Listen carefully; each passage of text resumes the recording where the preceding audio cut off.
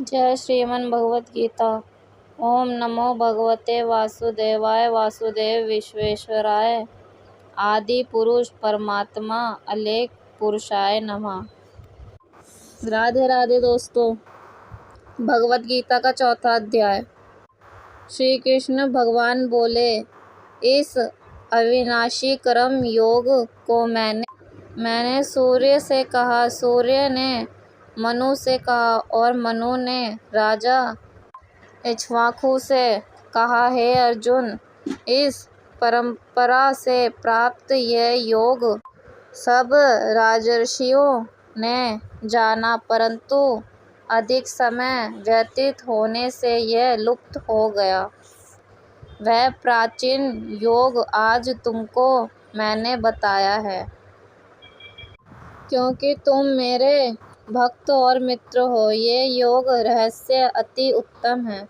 अर्जुन कहने लगे, आपका जन्म तो अभी हुआ है और सूर्य का जन्म बहुत पहले हुआ था। मैं कैसे मानूं कि आपने सूर्य को यह योग बताया था। श्री कृष्ण बोले, हे अर्जुन, मेरे और तुम्हारे अनेक जन्म हो चुके हैं, मुझे याद है और तुम भूल गए हो। जन्म से रहित अविनाशी संपूर्ण प्राणियों का स्वामी अपनी प्रकृति में स्थित हूँ, तथापि अपनी माया से जन्मता हूँ। हे पार्थ, जब जब धर्म की हानि होती है और अधर्म का प्राबल्य हो जाता है, तब तब ही मैं जन्म लेता हूँ। साधुओं की रक्षा, पापियों का नाश और धर्म की स्थापना करने के लिए प्रत्येक युग में जन्मता हूँ। जो मेरे इस अलौकिक जन्म और कर्म का तत्व जानता है, वह मृत्यु होने पर फिर जन्म नहीं लेता और मुझ में ही लीन हो जाता है। इसी भांति मोह, भय और क्रोध को त्याग कर मुझ में भक्ति करके और मेरी शरणागति हो बहुत से मनुष्य ज्ञान रूपी तप से पवित्र होकर मुझ में मिल गए हैं। जो जिस भाव से मेरा पूजन करता है, उसको मैं उसी प्रकार का फल देता हूँ। हे पार्थ, मनुष्य सब प्रकार से मेरे मार्ग का अनुसरण करते हैं, अर्थात ये चाहे जिसकी सेवा करें, वह मेरी ही सेवा है। मनुष्य लोक में कर्म सिद्धि की इच्छा करने वाले देवताओं का पूजन करते हैं, क्योंकि इस लोक में कर्म की सिद्धि शीघ्र होती है। मैंने चारों वर्गों की सृष्टि अपने गुण और कर्म से की है। सृष्टि का कर्ता मैं हूँ, तथापि मुझे अकर्ता अविनाशी जानो। कर्म मुझको वृद्ध नहीं कर सकते, तथापि कर्म फल में मेरी कामना नहीं है। इस प्रकार जो मुझको पहचानता है, वह कर्मों के बंधन में नहीं पड़ता। अतएव पूर्व पुरुषों के किए हुए कर्म को तू भी कर। हे अर्जुन, कर्म क्या है और अकर्म क्या है, इसके विचार में विद्वान की बुद्धि भी चकरा जाती है। उसी कर्म का वर्णन मैं तुमसे कहूँगा, जिसके जानने से संसार के बंधन छूटकर मोक्ष के भागी होंगे। कर्म, विकर्म और अकर्म तीनों का जानना आवश्यक है, क्योंकि कर्म की गति गंभीर है। हे अर्जुन, जो कर्म करने की कोई कामना नहीं रखता है और जिसके समस्त कर्म ज्ञान रूपी अग्नि से भस्म निर्मल हो गए हैं, उसको पंडित कहते हैं।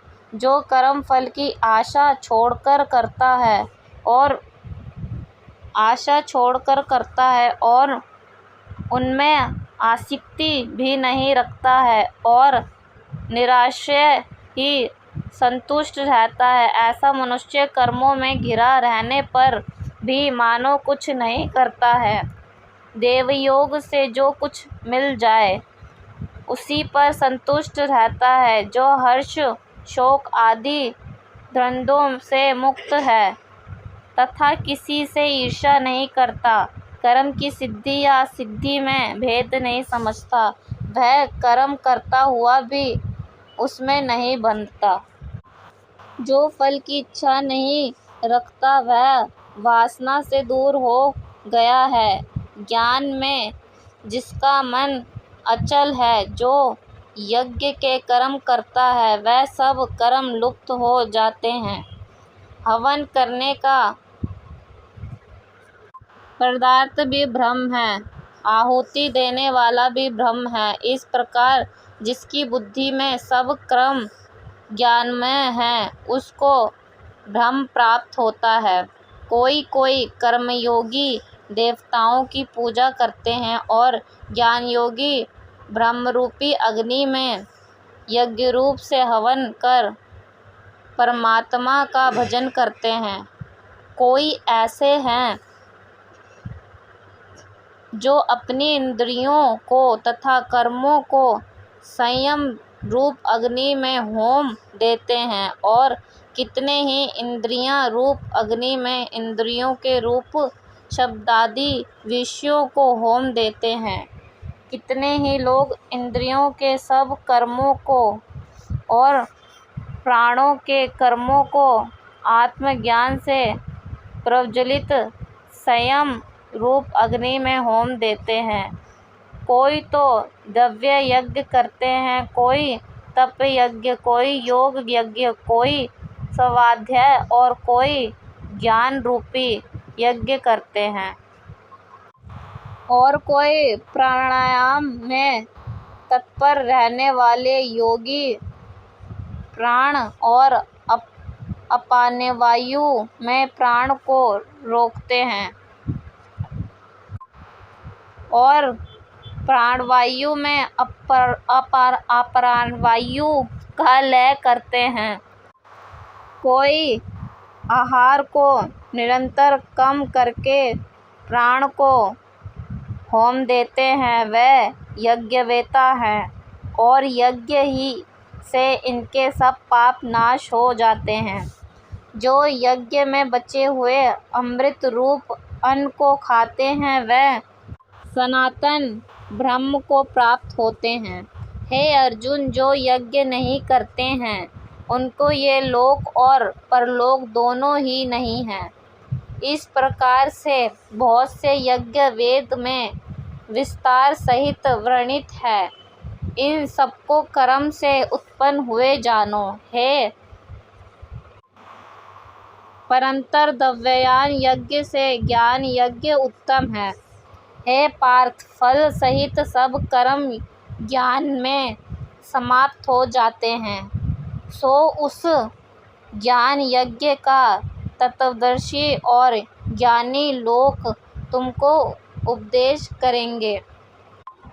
इसलिए तुम उनकी सेवा करना और उनको विनयपूर्ण प्रसन्न करके ज्ञान यज्ञ जानना। इस ज्ञान का लाभ प्राप्त करके तुमको ऐसा मोह फिर नहीं होगा। इसी ज्ञान से समस्त प्राणियों को तुम अपने में और मुझ में देखोगे। यदि सब प्राणियों से भी अधिक पाप करने वाले हो तो भी ज्ञान रूपी नौका से ही सब पाप रूपी समुद्र को पार कर जाओगे। हे अर्जुन, जिस प्रकार प्रज्वलित अग्नि लकड़ी को जलाकर भस्म कर देती है, वैसे ही ज्ञान रूपी अग्नि सब कर्मों को भस्म कर डालती है। इस लोक में ज्ञान के समान पवित्र और कुछ नहीं है। यह ब्रह्म बहुत काल प्रयत्न कर्म योग से सिद्ध हुए पुरुषों को अपने आप ही प्राप्त होता है। जो श्रद्धावान पुरुष इंद्रियों को जीतकर ब्रह्मज्ञान में लगा रहता है, वह ज्ञान को प्राप्त करता है और ज्ञान को पाकर अल्प समय में शांति को पा जाता है। अज्ञानी, श्रद्धा रहित और जिनके मन में संदेह है, ऐसे जो पुरुष है वह नष्ट हो जाते हैं। जिनके मन में संदेह रहता है उनको यह लोक परलोक और सुख कुछ भी प्राप्त नहीं होता। जिनके परमेश्वर ध्यान और निष्काम कर्म योग के आश्रय से कर्म बंधन त्याग दिए हैं, हे अर्जुन, उस आत्मज्ञानी पुरुष को कर्म नहीं बांधते। अतएव अज्ञान से उत्पन्न हुए चित्त के इस संशय को ज्ञान रूपी तलवार से काटकर मेरे बताए हुए कर्मयोग को करने के लिए प्रस्तुत हो जाओ। जय श्री कृष्ण। राधे राधे। फ्रेंड्स, इस अध्याय का महत्व आपको अगली वीडियो में मिलेगा। मेरे चैनल को सब्सक्राइब कीजिए और मेरी वीडियोस अच्छी लगे तो लाइक कमेंट ज़रूर कीजिए।